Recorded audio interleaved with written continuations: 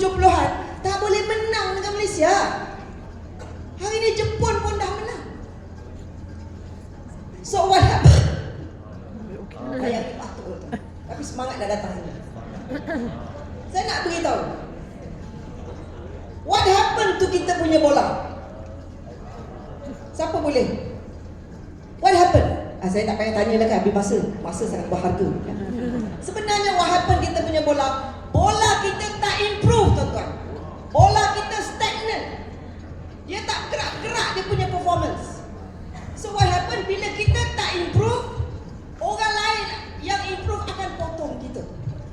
Itu yang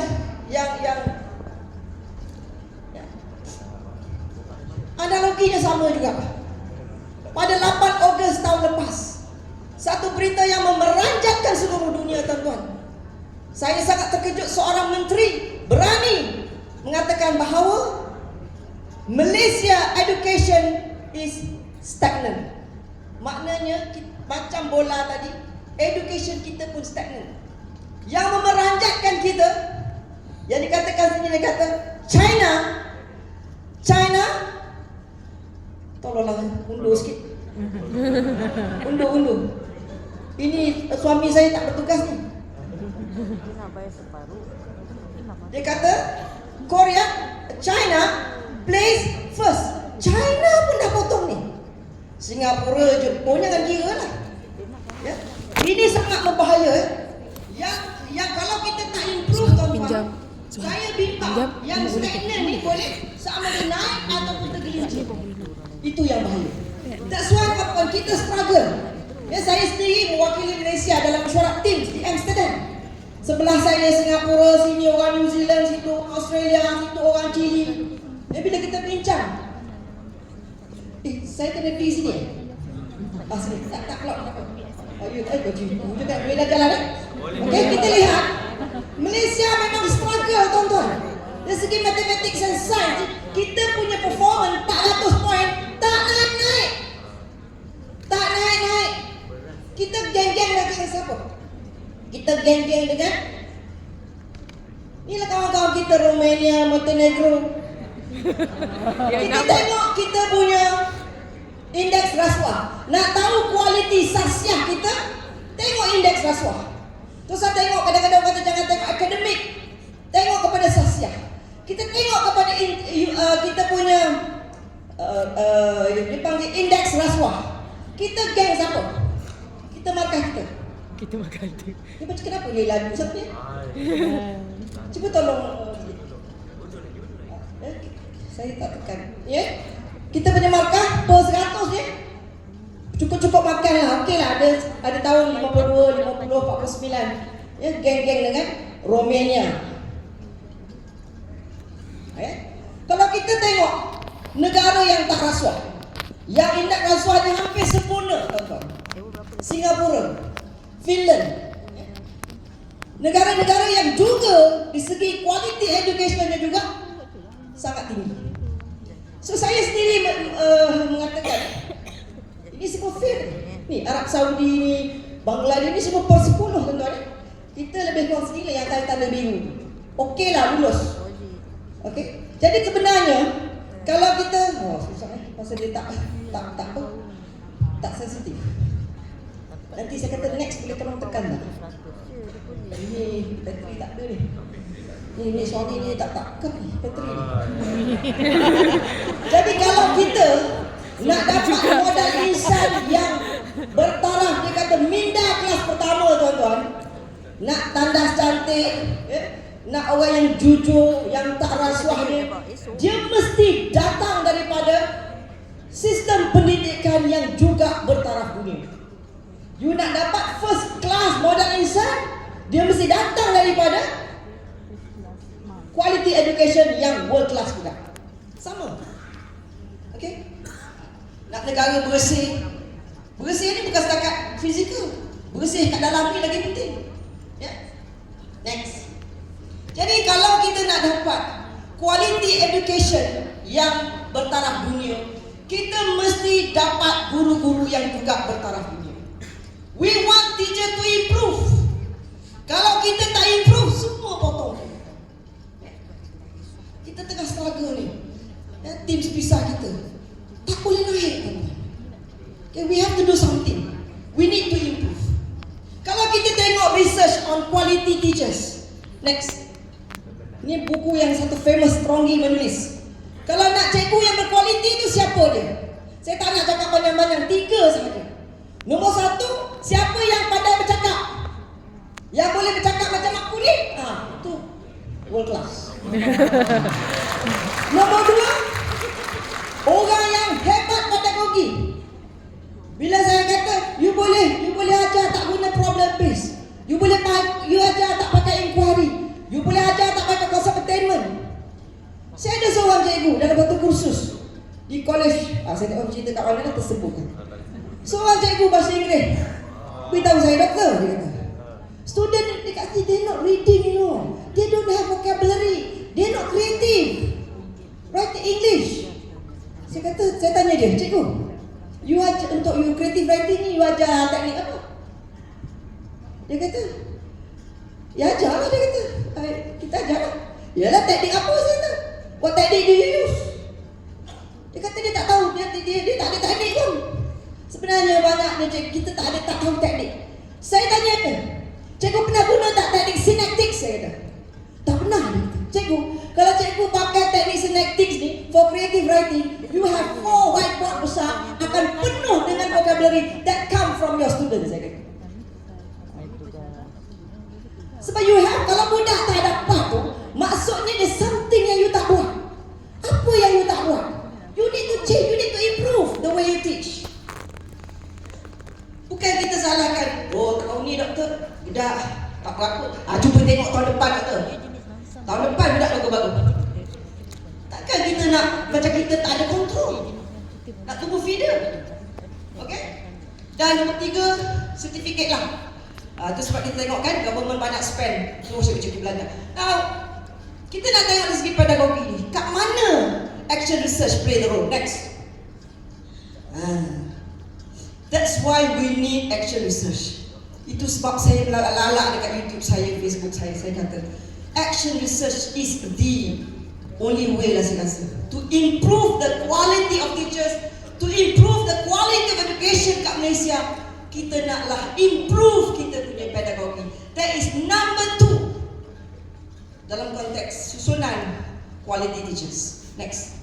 That's bicit kan. Saya selalu tanya, ni belum masuk tajuk lagi tau, mukadimah lagi. Saya memang minta 1 jam mengambil PSH. Pukul 6 tadi aku bangun tau, nak datang sini, biar aku puas bercakap. Saya selalu tanya, siapa pakar masak kat Malaysia ni? Senang orang menjawab. Chef Wan. Siapa lagi?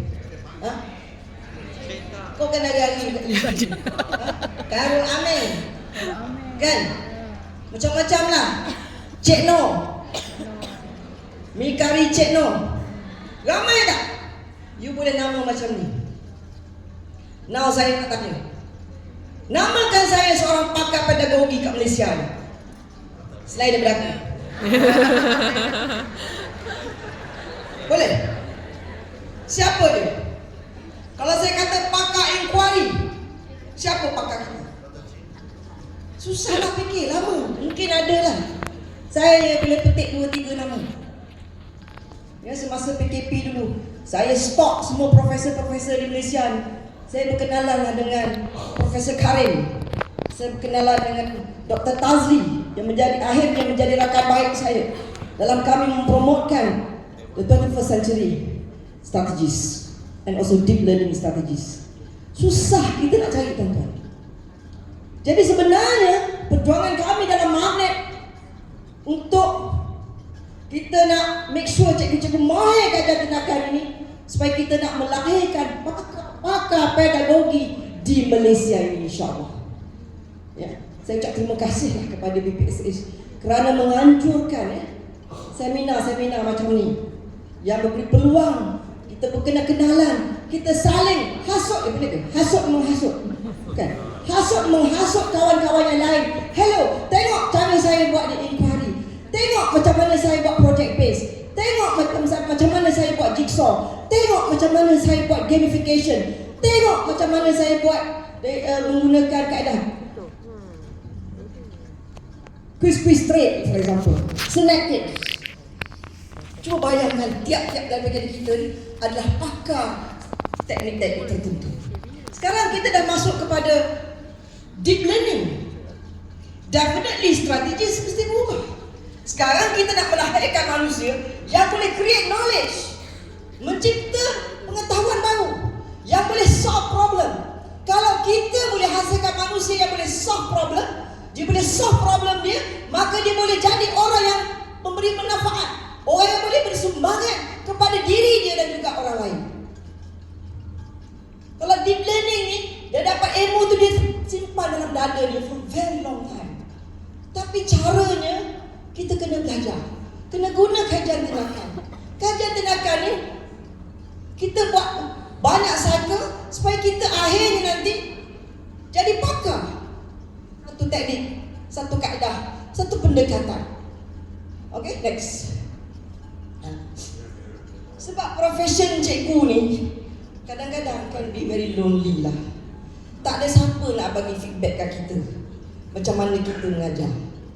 Saya selama 35 tahun sebagai pendidik, bermula saya mengajar di Sekolah Menengah Teknik Melaka, first posting tahun 87, sehinggalah saya tahun 2020 saya ambil option setara. Saya hanya dicerap, tak silap saya, 2 kali. Itulah.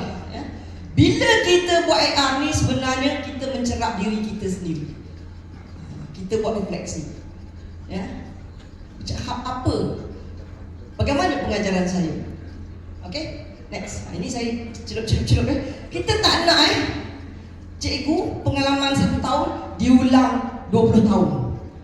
Benda yang sama ulang 20 tahun. Cara yang sama, dokumen yang sama, di photostat, di binding baru. Akhirnya you kata you 21 tahun pengalaman. Okay, next. Ini banyak orang telefon saya lah.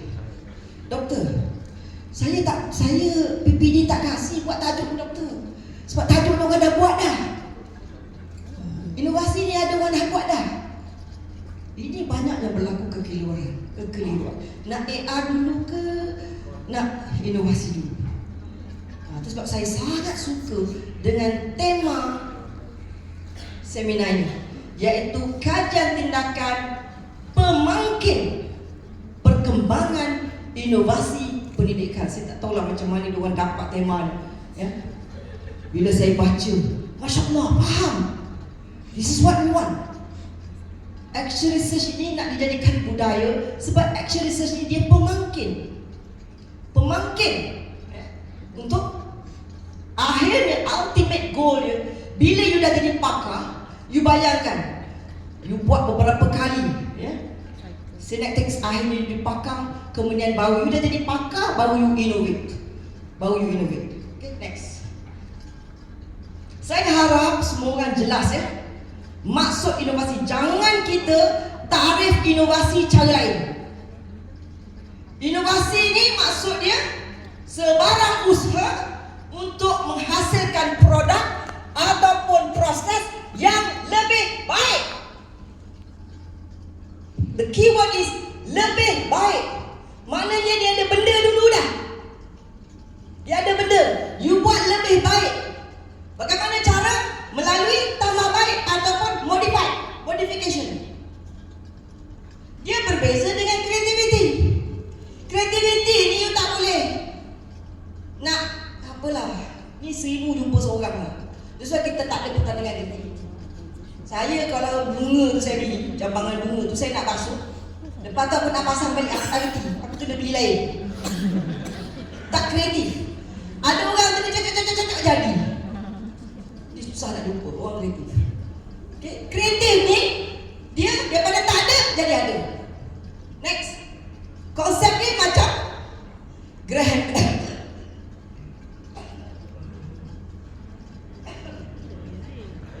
Macam Sir Graham Bell.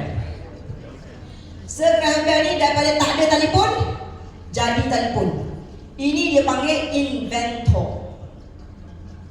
Siapa yang kaya? Ya, Steve Jobs. Steve Jobs ni dia innovator. Dia ambil telefon tu, dia jadikan ringan, dia jadikan laju, dia jadikan kecil, boleh masuk poket. Ini dia panggil innovator. Berbeza. Okay, next. Itu sebab kalau negara-negara yang hebat, sekarang kita boleh tengok China, Japan. Kita nak bagi satu analogi. Ini belum masuk tajuk tau, baru muka dimah. Next, cuba kita tengok China. Kenapa China boleh jual Merc BMW jauh lagi murah? I want to give you a trick. Kalau you nak beli peti ais, you pergi Seihan. Kau pergi tengok brand apa, ukuran apa, berapa dia punya watt berapa. You ambil data-data ni, you pergi kat online, you pergi beli kat China, you akan jimat RM1,000. China dulu tahun 80-an betul. Zaman dia belum pandai. Zaman dia buat cycle, tengah memahirkan dia. Ya, masa tu dia buat, you beli thumb drive tahun 80-an, you save gambar, you balik Malaysia, gambar you hilang. Macam nampak thumb drive, you save, hilang. Saya pernah. Sekarang, selepas dia dah lepas, ya, lepas dia punya fasa, dia punya cycle tu, dia punya reverse engineering tu, sekarang dia buat apa? Top. Tengok, ini Merc Jerman, itu Merc China. Geely Mary. Next. China, dia tak ada masa nak tiru koman-koman punya kereta. Dia nak tiru ni mesti yang top dah. Ingat tak masa saya dulu, mungkin baik, saya dulu kat industri. Kalau saya nak tiru assignment orang, saya akan cari budak yang paling pandai sekali, pinjam assignment dia. Tengok, reverse engineering study, fahamkan. Dia buat 2 jalan, aku buat 3 jalan. Tak boleh detect punya bicara. Kadang-kadang makan aku lebih-lebih. Kita buat yang lebih baik. This is what happen. Dia cari kereta yang gah dah, BMW. Ini BMW China, Chongshuang Xiu. Next. Ini Audi Jerman. Tu Audi China, CH Lithium. Ya. Next. Ini Porsche. Salah pula sebut kan. Porsche. Ini Jerman punya juga. Itu Porsche China, namanya Zotic. Next. Ni lah. Next. Jadi saya nak beritahu apa rahsia China ni. Rahsia dia, mula-mula dia tiru dulu, imitate. This is what Thailand is doing now. You pergi padang besar, tengok dia punya kualiti barang. Orang sini tak boleh. Baru ni anak saya belikan handbag tu yang mahal tu. Yang sekarang ni famous handbag apa? Ha? Pakai LV ke? Oh ni, pakai handbag murah tu. Tahu apa brand? Apa dia brand tu? Aku tak tahu lah. Anak saya ni belikan saya suka mahal-mahal. You tak kenal anak saya. Ya? Pergi cek Dr. Fee. Ni wife Nubahan tau. Kenal Nubahan? Tu menantu aku lah tu. Dia beli saya handbag. Aku pergi padang besar, saya belikan anak saya tu. Dia tak tahu. Dia terpuas ajak. Wah, ibu pun beli. Aku beli kat Thailand punya. Imitation. Tapi saya nak beritahu, China, dia start dengan imitate dulu. Dia tiru dulu. Kemudian dia buat reverse engineering, dia study. Oh, kau pakai besi ni. Oh, kau pakai besi ringan sikit. Study. Akhirnya dia innovate. Dia mesti imitate dulu.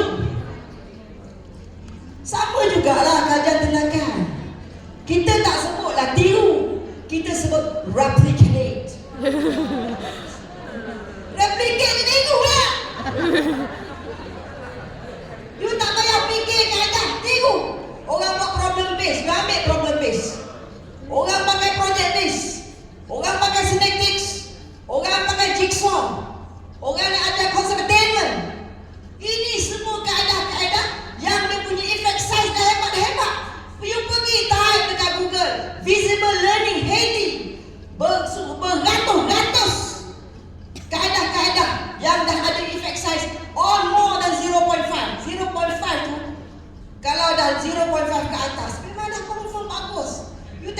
esok 1.1 lebih 1.1. Ini you mengajar setahun, maju punya impact 3 tahun.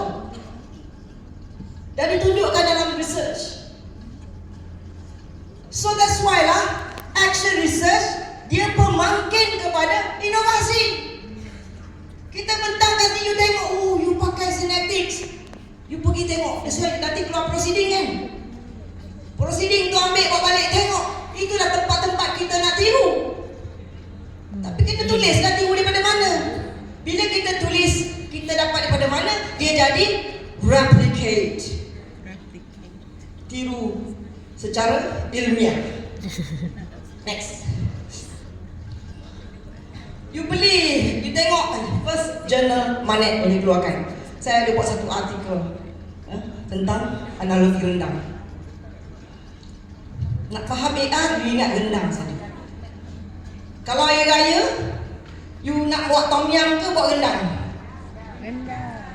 Rendang lah kan? Rendang. Kita nak buat rendang mak kita. Saya nak bagi satu analogi bagi faham. Kalau you ambil satu resepi rendang daripada YouTube, you buat sekali jadi tak? Takkan jadi. You buatlah rendang mak, tak jadi. Raya tahun depan buat lagi, jadi tak? Tak jadi lagi. Raya keempat, raya ketiga, tahun depan punya raya, mungkin tahun ke-6. Ya. Kalau mak saya dah tak ada, ya. Kalau mak saya ada, saya akan suruh mak saya, saya boleh bayangkan. Mak cuba mak rasa mak, jadi tak macam pandang mak. Wih, tak ada lomak lah, kau pakai santan apa tadi? Santan kotak lah mak. Tak jadi dah, mak santan korang. Tahun depan saya pakai santan perah. So mak rasa balik. Mak cuba mak rasa mak. Tak ada, tak penyongit macam mak punya. Kau pakai lekuah tadi tak? Tak ada mak, tak pasal. Tak jadi. So kita keep on second cycle, third cycle, buat beberapa kali sampai you jadi pakar. Bila dah rasa macam rendang mak, kita kata apa? Baru kita buat inovasi. Mak, mak beli rendang ni mak 4 jam, latih nunggu rendang saya mak 1 jam ya, pakai noza. Itu inovasi. You nak buat inovasi, you kena pakar dulu. Dah pandai beli rendang, baru kita inovate. Macam mana nak bagi dia pergi sampai masak? Latih dulu kat dapur untuk pakai mak punya cara. Kan? Okey, itu kita kata itulah kajian tindakan. Kita ambil teknik tu yang dah tentu sedap. You nak ajar konsep. Teori kata you nak ajar konsep, kaedahnya konsep attainment. Belajar. Belajar buat tu. Belajar cara dia macam mana? Buat beberapa kali. Supaya akhirnya you jadi pakar. Bila you dah pakar, you akan innovate. We don't have time untuk mula daripada bawah. Kita tak ada masa nak cipta-cipta kaedah baru. Semua kaedah dah dicipta dan dah diuji keberkesanannya. Kita tidak ada masa nak uji-uji. Kita pakai kaedah yang terbaik kepada anak murid kita. You tengok kesan. Education di negara kita akan melonjak kalau tiap-tiap orang improve their practice at their places. You bayangkan, setiap sekolah buat dia, setiap sekolah buat kolokium. Okay, next. Ini yang kita kata kajian tindakan sebagai pemangkin. You have to, kita nak melahirkan ramai pakar-pakar pedagogi di Malaysia. Okay, next. Saya difahamkan oleh juri-juri. Ya, Alhamdulillah Manet kita hantar 10 juri pada tahun ini.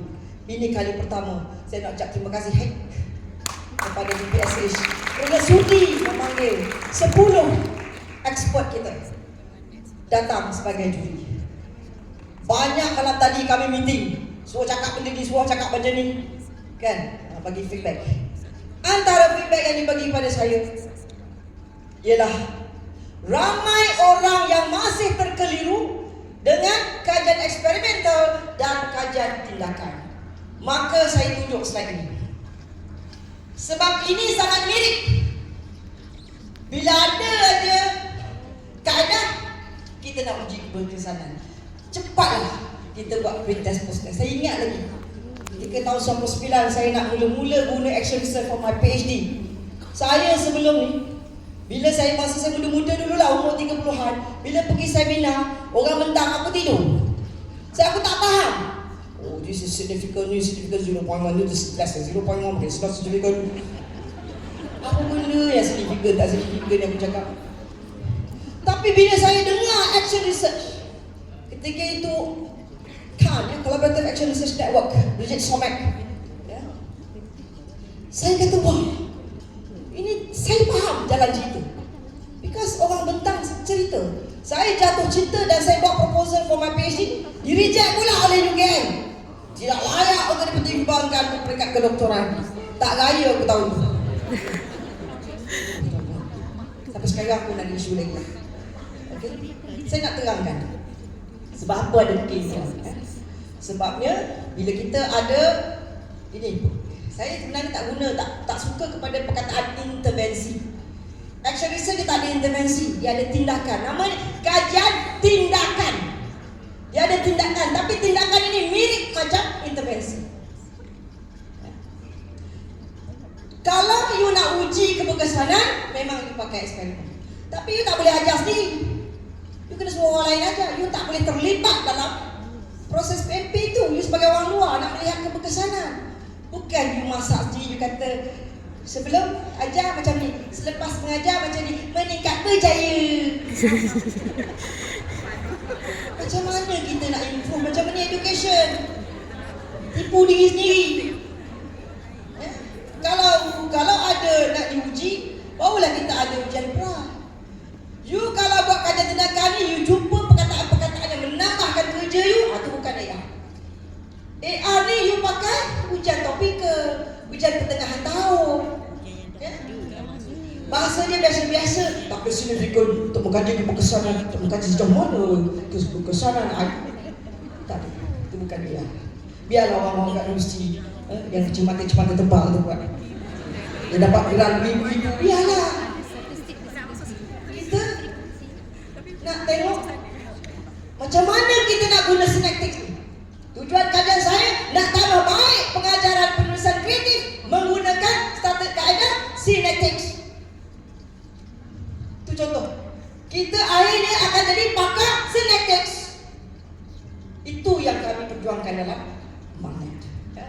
Tapi tahun dulu, tahun ialah early 80-an, 2000 dulu, semasa saya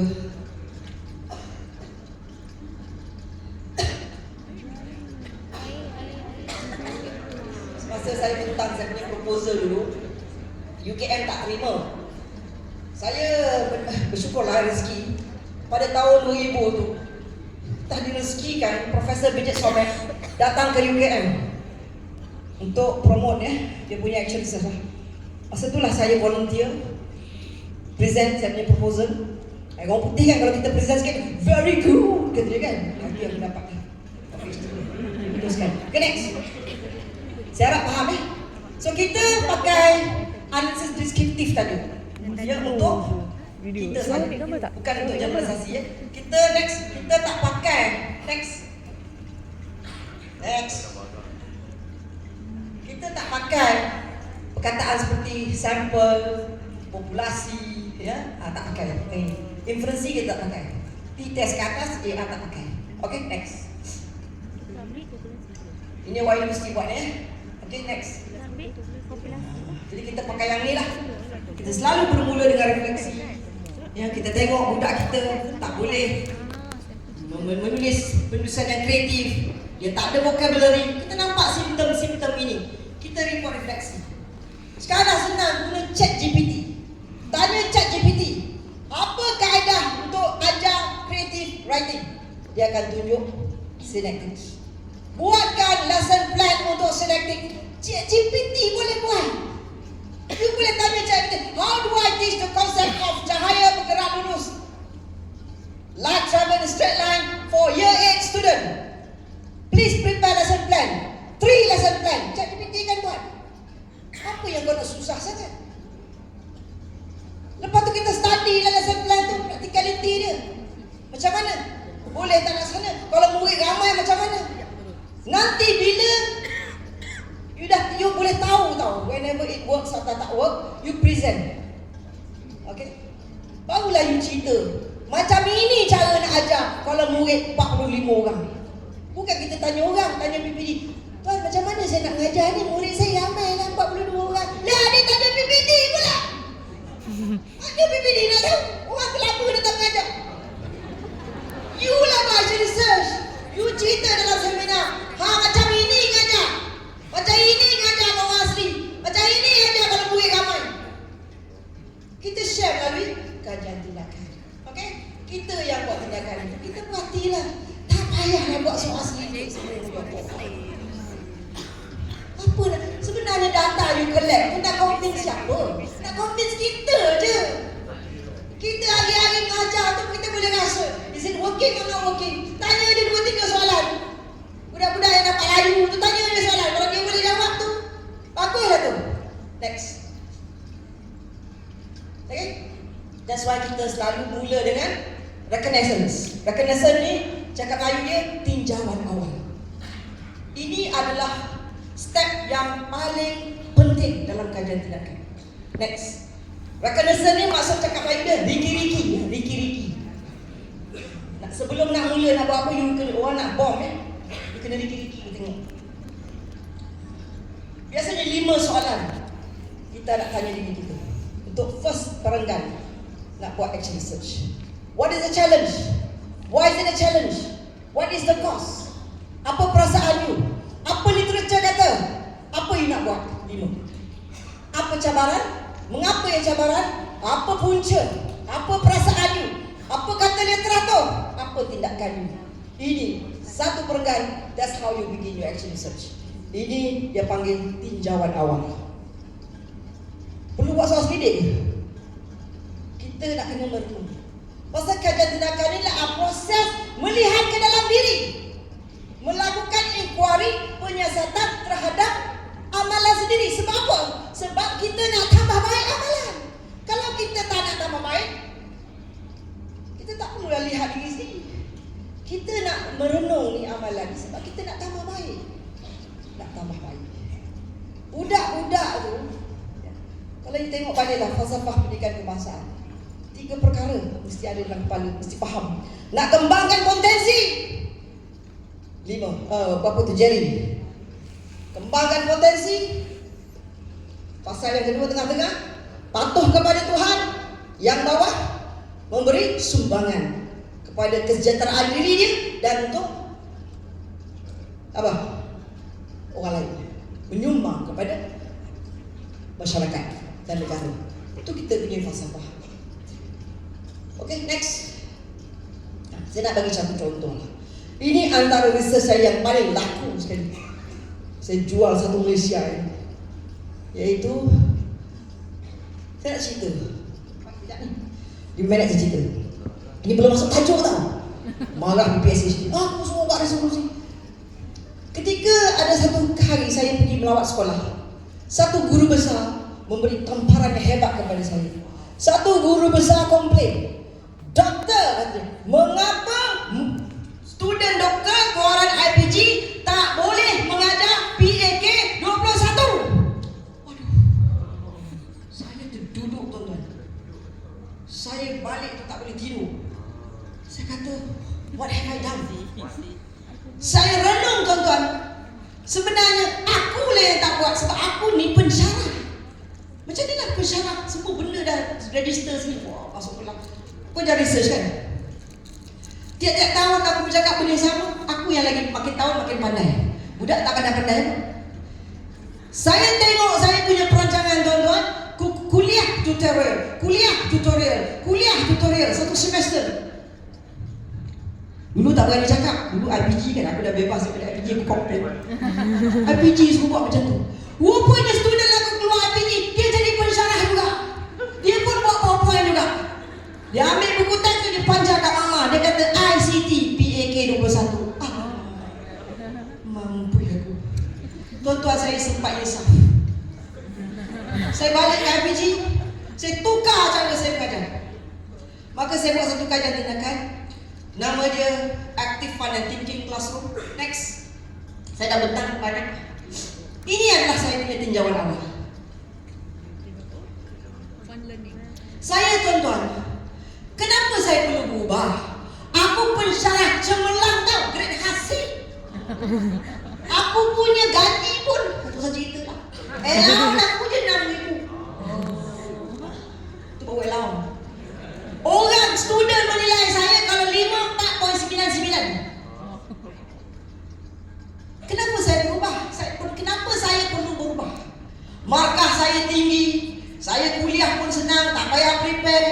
Ya, budak pun A berderet. Why should I change? Ramai yang macam ni tuan-tuan. Kenapa doktor saya perlu berubah? Murid saya straight A dah. Ni sekolah cikgu betul-betul sekolah asrama penuh. Kenapa saya perlu berubah? Kenapa cikgu nak berubah? Semua dah straight A dah. Macam itulah saya fikir. Buat apa aku nak buat aktiviti nanti tak habis syllabus, saya kata. Nanti ganggu budak-budak A saya. Bila A tak ramai nanti saya kena jawab dalam meeting. Tuan-tuan, saya insaf tuan-tuan. Ya.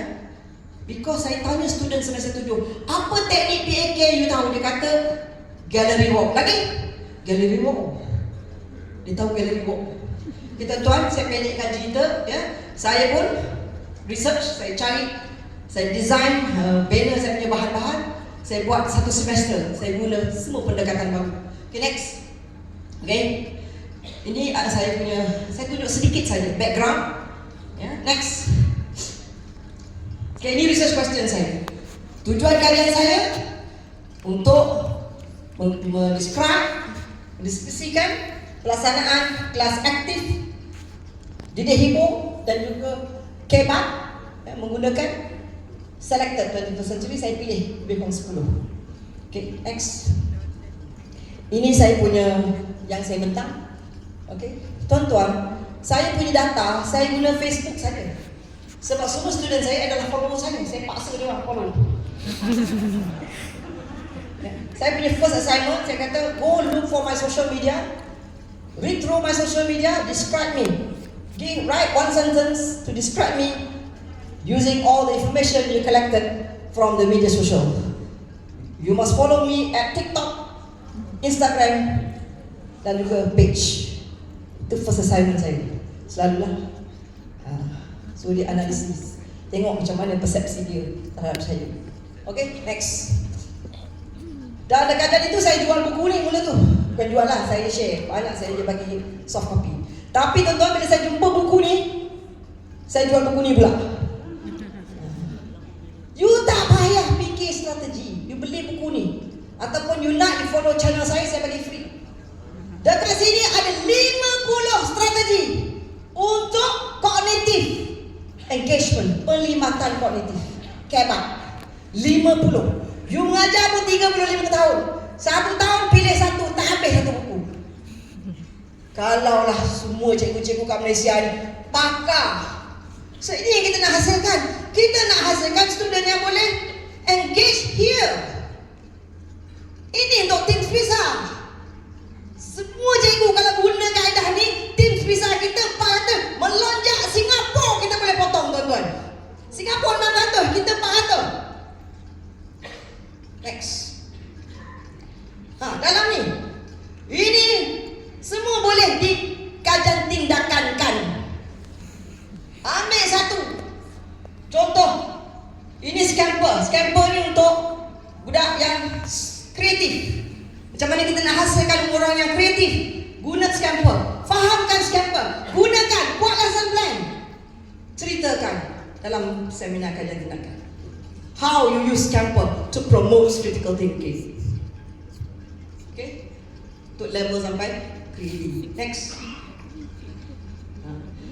Tak cukup buku ni. Saya dalam YouTube saya buat 8 siri strategi Rasulullah.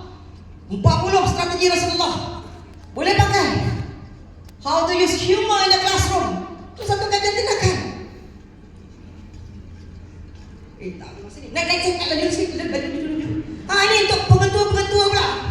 Banyak pengetua. Dia tak buat AR pun. Dia pentadbiran. Dia guna apa strategi yang dia kebetulan ada dalam diri dia. Dia guna.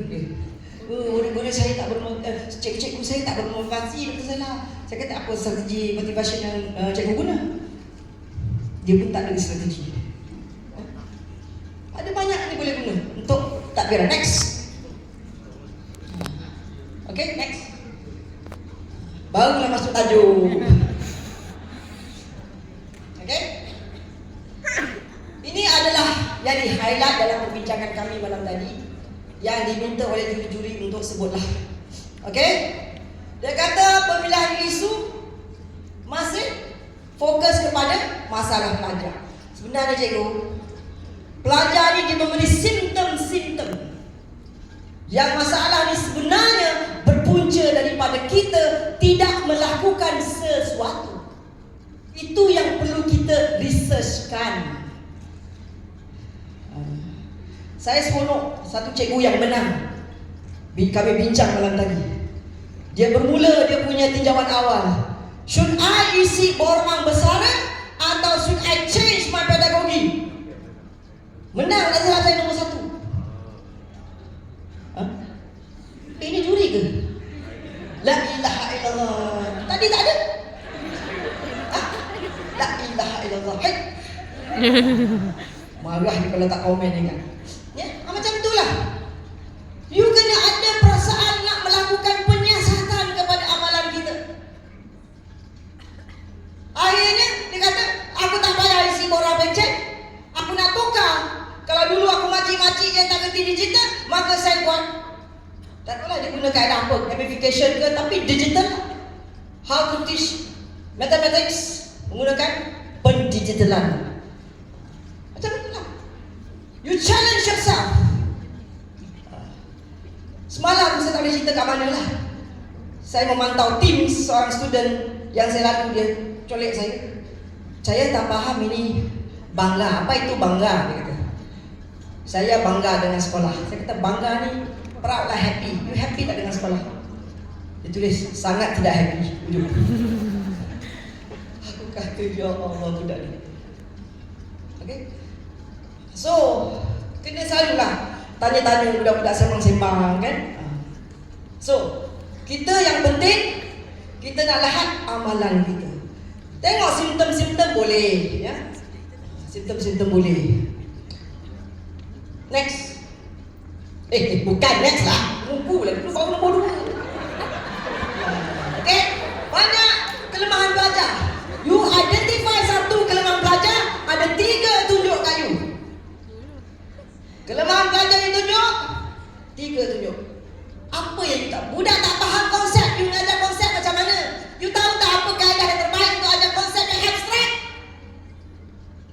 Teori mengatakan, information processing theory mengatakan, you guna kaedah konsep attainment, kaedah pencapaian konsep. Study yang positive exemplar dengan negative exemplar tu, pakai yang tu. You tengok budak faham konsep. You cakap je, you hafal ni tau. Besok cikgu nak tanya. Saya ada satu cikgu, doktor sekolah ni teruk, doktor. Saya ajar hari ni, besok dia lupa. Kadang-kadang pagi saja, tengah hari saya lupa. Saya kata cikgu guna apa untuk memorization? Cikgu pernah dengar tak teknik Visa Association? Saya kata, tak pernah. Buatlah kajian tindakan. Saya kata, gunalah teknik ni, nak tengok. Data. Ni yang susah ni pasal buat soal selidik. Dah buat soal selidik, tak ada verifikasi, tak ada ethics. Short sendiri.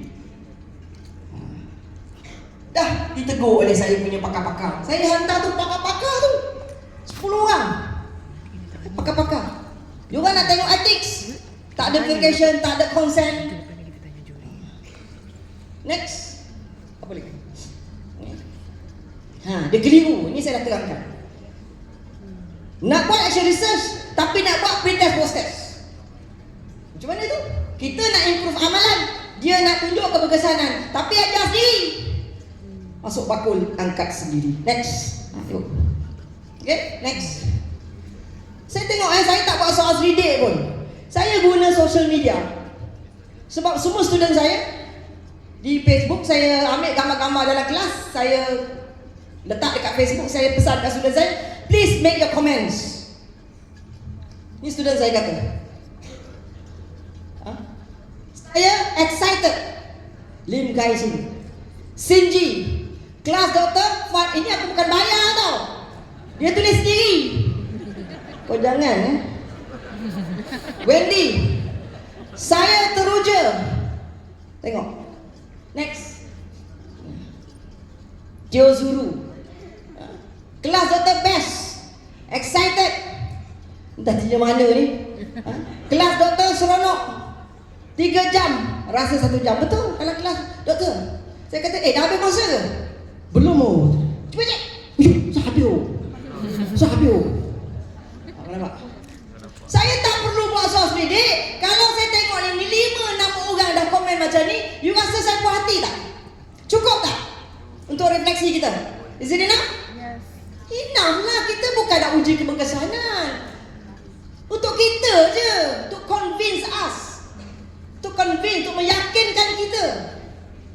Next. Apa lagi? Ni ada cakap orang putih ada, cakap Melayu ada. Aku tak tahulah juri-juri dia. Aku tak sempat. Pukul 12 baru nak hantar saya. Tak belum balas. Mana aku nak sempat nak translate. Okay?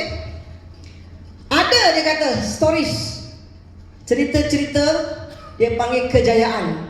Ada diceritakan, tetapi kita sebenarnya yang kita nak lihat itu adalah prosesnya. Banyak diceritakan dapatan-dapatannya, tapi apa? Why it work? Why it doesn't work? What are the difficulties in collecting this? Ini yang kita nak. Kita nak rahsia-rahsia, kita tak nak. Saya buat pretend begini, poster, maka percaya. Macam mana kau buat? Apa cerita-cerita tu? Yang ada difficulty tu? Apa yang work tu, apa yang tak, kenapa yang tak work tu kita nak tahu. Sebab nak nyalakan lampu ni, siapa orang yang buat lampu dia lupa dah. Yang buat lampu ni siapa nama dia? Edison. You tahu tak berapa mentor dia dah pecah? Berapa ribu? Banyak ribu tu. Nak mula-mula menyala sampai terang sekarang, dia terpaksa letup pecahkan 1000 kat saya, at least. Setiap pecah itu satu pembelajaran dekat dia. Saya ada satu student, doktor, I want to change topic lah doktor. Saya buat ini kaedah game mereka lebih tak faham. Saya buat kaedah game ni, dia kata, tapi tak capai objektif. Budak ketawa-ketawa sampai habis. Saya tak tahu apa saya ajar. Saya mau tukar topik ni. Saya kata kat dia, very good. Itu first cycle, very good. What you learn? You cannot do this. How you do? You setuklah. Cannot. It doesn't work. You go to second cycle. Why don't you do this for aktiviti pengkayaan? Saya kata. You ubah. You fine tune in the second cycle, third cycle. Akhirnya you akan dapat mantap lah. Bukan satu cycle nak berjaya. Next. Dia kata, ni nombor 7 ni promo manik lah consider kita nak collaborate sebab kita ada pakar-pakar, kita boleh bagi maklum balas lagi. Alright. Okay, next.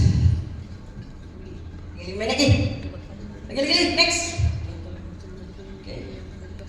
Ini perkembangan positif. Topik-topik menarik, relevan, refleksi mendalam guru. Wah, ada ni tepuk tangan. Siapa yang dah buat ni? Alhamdulillah, tahniah berjaya menulis. Bukan mudah. The first tinjauan itu is the most critical point. Itu kalau boleh kita melakukan renungan, melihat kepada dalam amalan kita itu sangat berjaya.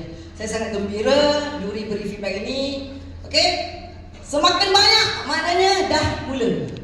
Semakin banyak juri-juri melihat dah pembentangan dah menepati kajian tindakan. Maknanya adalah elemen improving practice rather than to test keberkesanan, namun masih terdapat yang lagi itu baliklah ke pangkal jalan.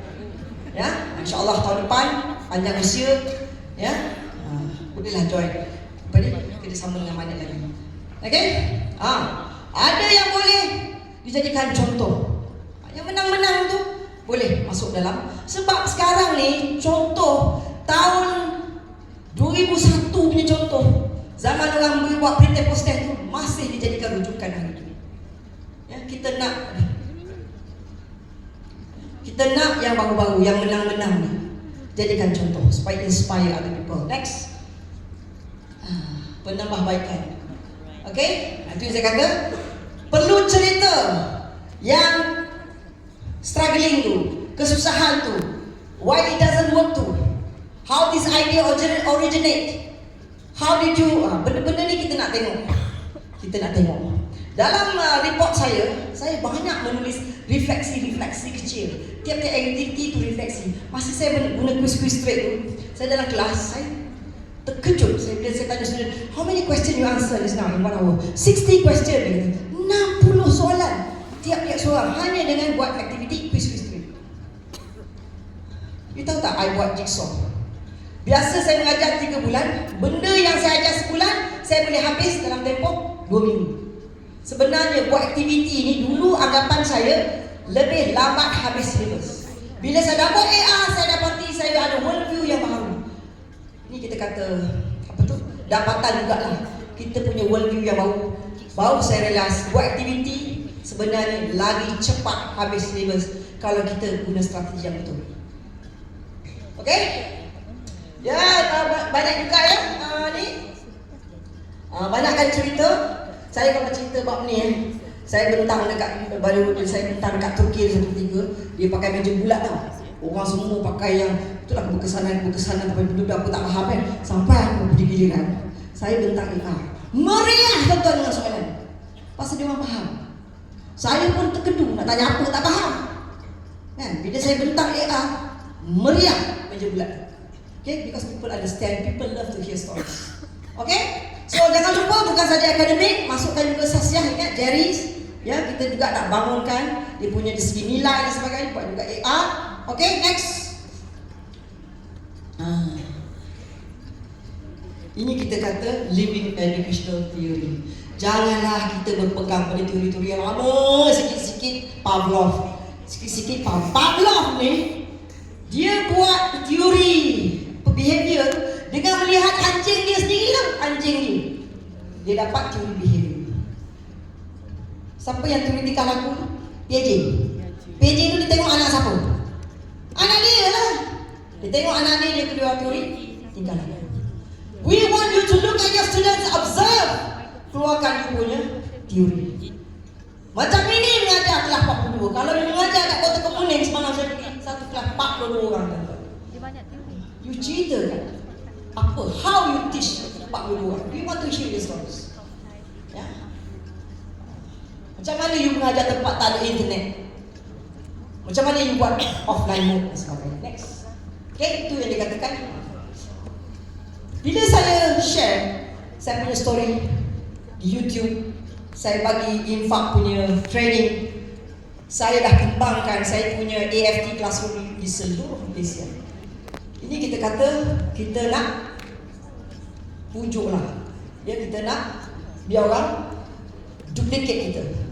Okay, saya dah tunjuk banyak tempat. Next. Okay, banyak sangat. Mungkin ada sekolah sini. Ada tak yang pernah panggil saya untuk pedagogi workshop? Saya selepas buat AR tu, akhirnya saya menjadi pakar pedagogi. Saya hasilkan buku, saya buat training. Sampai hari ini saya masih dalam tempoh 2 jam saya boleh share more than 20 strategies for active fun and thinking classroom. Okay, next. Ni promo dia hidup. Okay, next. Okay, next.